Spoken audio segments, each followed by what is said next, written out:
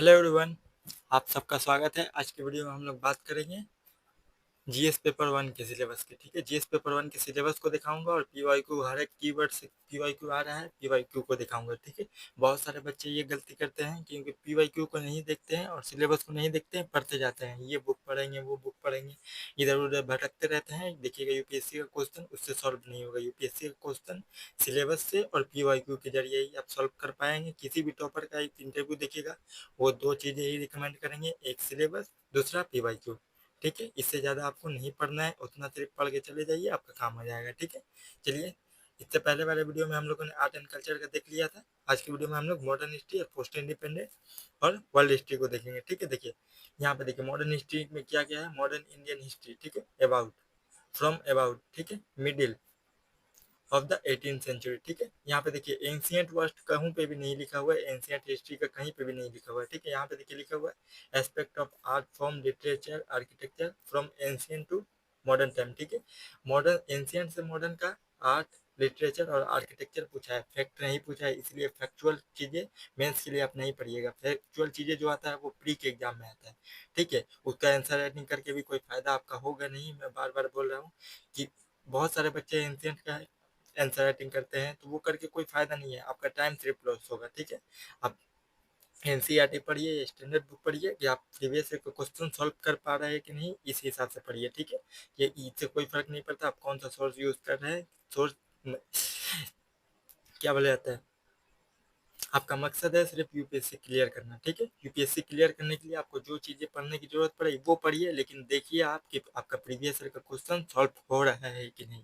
Syllabus कोई भी book हो, सिलेबस आपका कंप्लीट करवा रहा है कि नहीं, और प्रीवियस ईयर के क्वेश्चन के मुताबिक वो चीजें लिखा हुआ है कि नहीं उस बुक में, वो चीजें देखिए। ठीक है, पीडीएफ में जो प्रोवाइड करूंगा, पीडीएफ से ही आपका सब काम हो जाएगा। कोई भी बुक वगैरह पढ़ने की जरूरत नहीं है। यूपीएससी के एग्जाम में आपको ज्यादा पढ़ने की जरूरत नहीं है, कम पढ़िए, उसको बार बार रिवाइज कीजिए, आंसर राइटिंग प्रैक्टिस कीजिए, पीवाईक्यू पे लगाइए। देखिए आपका सब क्वेश्चन सॉल्व हो जाएगा। यूपीएससी में जितना भी प्रीवियस ईयर में आया है और फ्यूचर में भी जितना आने वाला रहेगा सब सॉल्व हो जाएगा। ठीक है, देखिए 18th सेंचुरी बोला है। ठीक है, पुर्तगीज जब से आए हैं, लेटर मुगल भी आता है। ठीक है, देखिए अनटिल प्रेजेंट। ठीक है, प्रेजेंट 18th सेंचुरी से प्रेजेंट टाइम का क्या पूछा है, देखिए सिग्निफिकेंट इवेंट। ठीक है, सिग्निफिकेंट इवेंट जो भी बड़ा बड़ा इवेंट हुआ है वो। ठीक है, पर्सनैलिटी, कीवर्ड देखिए दो की तीन कीवर्ड है मॉडर्न हिस्ट्री में। ठीक है, देखिए सिग्निफिकेंट पूछा है, ठीक है, पर्सनालिटी पूछा है और इशू पूछा है। ठीक है, ये तीन वर्ड ही सिर्फ आपको याद करके रखना है मॉडर्न हिस्ट्री में। मॉडर्न हिस्ट्री का जो भी टॉपिक पर है उसका सिग्निफिकेंट। ठीक है, सिग्निफिकेंट इवेंट पूछा है, जैसे गदर मूवमेंट हो गया। ठीक है, इंडियन नेशनल कांग्रेस का फॉर्मेशन हो गया। ठीक है, पर्सनालिटी, पर्सनालिटी से मैं प्रीवियस ईयर का क्वेश्चन अभी दिखाऊंगा। देखिएगा बहुत सारा पर्सनालिटी का क्वेश्चन हर साल, एक साल बात कर करके या फिर लगभग हर साल ही क्वेश्चन आता है। ठीक है, और इशू। ठीक है, उसके बाद देखिए फ्रीडम स्ट्रगल, फ्रीडम स्ट्रगल कहाँ से कहाँ तक स्टार्ट हुआ, 1885 से लेकर, ठीक है, जब इंडियन नेशनल कांग्रेस का फॉर्मेशन हुआ उस टाइम से लेकर जब तक के इंडियन इंडिपेंडेंट एक्ट पास नहीं हुआ, जब तक फ्रीडम नहीं मिल गया तब तक का टाइम को। ठीक है, freedom struggle in various stage. ठीक है, हर एक स्टेज का। ठीक है, हर स्टेज का फ्रीडम स्ट्रगल का हर स्टेज। ठीक है, इंपॉर्टेंट कंट्रीब्यूटर। ठीक है, इंपॉर्टेंट कंट्रीब्यूटर जो है उसका। ठीक है, contribution from different part of country. ठीक है, हो गया। फ्रीडम स्ट्रगल का आपको सब कुछ पढ़ना है। फ्रीडम स्ट्रगल से ही सिर्फ 7 से 8 क्वेश्चन प्री एग्जाम में आता है, 2 क्वेश्चन आपको मेंस में देखने को मिलेगा ही। ठीक है, उसके बाद देखिए पोस्ट इंडिपेंडेंट का क्या पढ़ना है आपको, कंसोलिडेशन पढ़ना है। ठीक है, रीऑर्गेनाइजेशन। ठीक है, ये पोस्ट इंडिपेंडेंट हिस्ट्री जो है उसका दो चीजें ही आपको पढ़ना है, दो चीज से ही हर साल देखिएगा एक साल बाद बाद क्वेश्चन आता है, कंसोलिडेशन और एक रीऑर्गेनाइजेशन। ठीक है, दो पीडीएफ में प्रोवाइड कर दूंगा, दो पीडीएफ से आप पढ़ लीजिएगा, ये दोनों टॉपिक कवर हो जाएगा। ठीक है, उसके बाद देखिए history of world will include event from 18th century. ठीक है, इसमें का कीवर्ड क्या है, इंडस्ट्रियल रेवोल्यूशन। ठीक है, world war, withdrawal of national boundary. ठीक है, जैसे यूनिफिकेशन ऑफ जर्मनी है। ठीक है, ये वक्त सब वगैरह, कॉलोनाइजेशन। ठीक है, डिकोलोनाइजेशन। ठीक है, पॉलिटिकल फिलोसोफर सफीस। ठीक है, लाइक कम्युनलिज्म, कैपिटलिज्म, सोशलिज्म, ये सब वर्ड है ना, ये सब डिफिनेशन वाला जितना भी वर्ड है डिफिनेशन आप याद करके रखिएगा, क्योंकि आपको लिखने में बहुत ही आसानी होगी, क्योंकि जब तक आपको याद नहीं रहेगा आप स्पीड नहीं लिख पाएंगे। ठीक है, देखिए there form and effect in on the society. ठीक है, इन सब चीज़ों का फॉर्म क्या है और इफेक्ट सोसाइटी पे क्या पड़ता है, वही चीज़ आपको पढ़ना है। ठीक है, ये सब इंडस्ट्रियल रेवोल्यूशन, वर्ल्ड वार का इफेक्ट क्या होगा वही पढ़ना है आपको, ठीक है। उसके बाद देखिए silent feature of Indian society है, ये सब अगले वीडियो में हम लोग देखेंगे। आज की वीडियो में सिर्फ हिस्ट्री को ही देखेंगे, ठीक है। चलिए देखते हैं पीवाई को। देखिए मॉडर्न हिस्ट्री का देखिए, modern history significant event personality and issue का, ठीक है। यहाँ का देखिए पर्सनैलिटी से 2023 में क्वेश्चन आया है, ठीक है। पीस एंड ट्राइबल रिवोल्ट से देखिए difference between Mahatma Gandhi and Rabindranath Tagore के बीच में आया, ठीक है। There approach toward the education की, ठीक है। महात्मा गांधी का अप्रोच और रविंद्रनाथ टैगोर का अप्रोच एजुकेशन पे क्या होगा, ठीक है। दोनों का डिफरेंस पूछा है। देखिए how did the colonial rule effect the tribal in India, ठीक है। इशू वगैरह जो सब वर्ड था इशू, ठीक है। What was the tribal response to the colonial operation, ठीक है। ट्राइबल रिवॉर्ट का रीजन पूछा है और उसका ऑपरेशन पूछा है, ठीक है। उसके बाद देखिए नेक्स्ट क्वेश्चन है, देखिए 2022 में आया हुआ है ब्रिटिश पॉलिसी से। देखिए why was the there is a sudden spirit of famine in colonial India since the mid 18th century, ठीक है। Mid 18th century, mid 18th century कब से कब तक, ये टाइम पीरियड याद कर लीजिएगा, क्योंकि देखिएगा अलग टाइम पीरियड पे आप लिख दीजिएगा। मिड 18th सेंचुरी कब होता है, 1750 इसके आसपास, ठीक है। मिड 18th सेंचुरी, ठीक है। इससे पहले या इसके बाद मिड 18th सेंचुरी यही होता है, ठीक है। जैसे अभी 21वीं सदी चल रहा है तो 2021-25 चल रहा है, ठीक है, 21वीं सदी। उसके बाद देखिए सोशल रिलीजियस रिफॉर्म मूवमेंट से 21 में क्वेश्चन आया है। देखिए the trace of rise and growth of social religious reform movement, ठीक है, with special reference of young Bengal movement, ठीक। सोशल रिलीजियस रिफॉर्म मूवमेंट के कुछ बारे में पूछा है, स्पेसिफिक करके यंग बंगाल मूवमेंट एंड ब्राह्मण समाज के बारे में, ठीक है। इसीलिए सोशल रिलीजियस रिफॉर्म मूवमेंट से हर साल एक प्री में भी क्वेश्चन आता है, मेंस में भी आपको देखने को क्वेश्चन मिल जाएगा, ठीक है।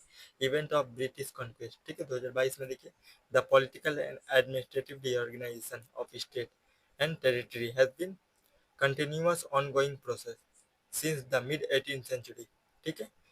इसका प्रोसेस पूछा है, टाइमलाइन जो होता है टाइमलाइन ही लिखना है आपको, ठीक है। डिस्कस विद द एग्जाम्पल, ठीक है।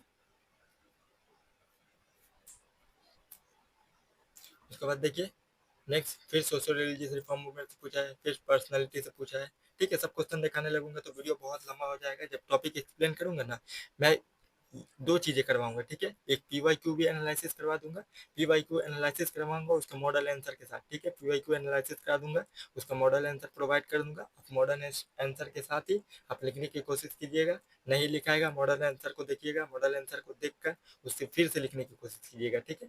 ऐसे करके आप पूरा लिखने को सीख जाइएगा। थोड़ा टाइम लगेगा, शुरू शुरू में स्टार्ट करना बहुत ही मुश्किल काम है, लेकिन स्टार्ट कर दीजिएगा, ऐसा ऐसा लिखते लिखते आपका स्पीड बढ़ेगा, कंटेंट अच्छा हो जाएगा, सब कुछ अच्छा होगा। इंट्रोडक्शन अच्छा लिखाने लगेगा, कंक्लूजन अच्छा लिखाने लगेगा, जैसे जैसे लिखिएगा ना आपका स्पीड बढ़ेगा और ऑटोमेटिकली आपके दिमाग में वर्ड आना स्टार्ट हो जाएगा, ठीक है। ब्रिटिश पॉलिसी से क्वेश्चन आया, वुमेन मूवमेंट से क्वेश्चन आया, इवेंट ऑफ ब्रिटिश कॉन्क्वेस्ट से क्वेश्चन आया, देखिए पीसेंट एंड ट्राइबल रिवेलियन से क्वेश्चन आया, ठीक है। ईस्ट इंडिया कंपनी रूल के से क्वेश्चन आया है।